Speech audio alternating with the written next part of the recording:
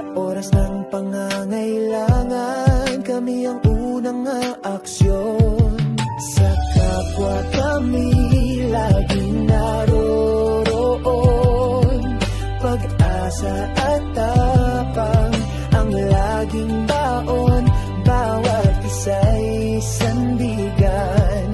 Hindi kalaban ang respeto'y pundasyon. Ang dangal ay di matitinag kailanman. Kami ang Knights ng Metro Manila. Puso'y busilak, di kayang mabasag. Tulong sa kapwa ang aming panata. Pagkakaisa ang aming lakas. Karangalan, serbisyo at pagkakaibigan. Kami ang tinig sa bawat laban.